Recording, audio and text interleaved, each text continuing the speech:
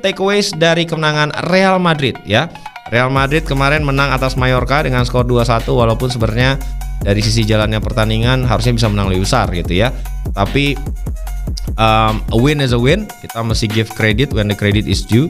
Dan ada dua hal yang pengen gua highlight di sini terkait kemenangan Real Madrid, dan ini 9 poin dari 3 laga, sapu bersih semua.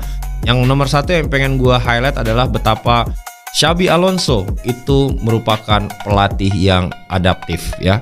Kita semua tahu, kita memberikan banyak sekali perdebatan ya di episode kemarin tentang Ruben Amorim yang sangat rigid dan strict dengan formasi 3-4-3 dan gaya main yang tetap sama. Ini kan sebenarnya juga formasi yang diadopt oleh Xabi Alonso ketika menukangi Bayer Leverkusen ya, dimana setelah ditinggal Leverkusen baru 2 pertandingan Erik ten Hag udah dipecat. Ini mungkin panjang nih, nanti gue bisa ngecengin Justin ya, kan dia yakin banget ini pelatih bagus gitu kan.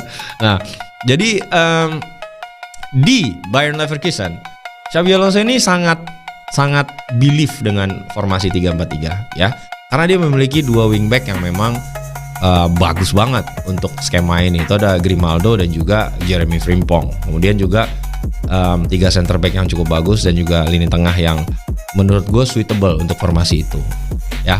Dan ketika dia pegang Madrid, kita semua tahu ini secara magnitude pekerjaan, secara pressure, secara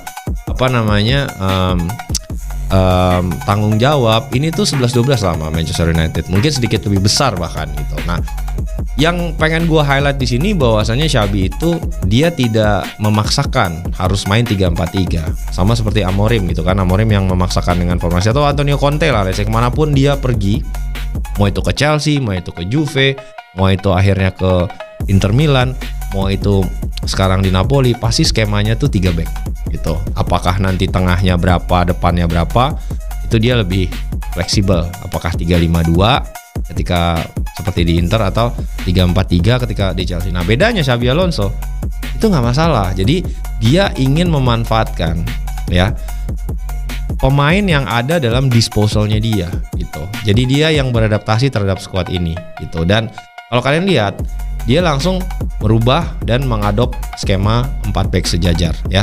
Coba kita lihat opsi 3 laga yang sudah dijalani itu sebenarnya komposisinya beda-beda gitu.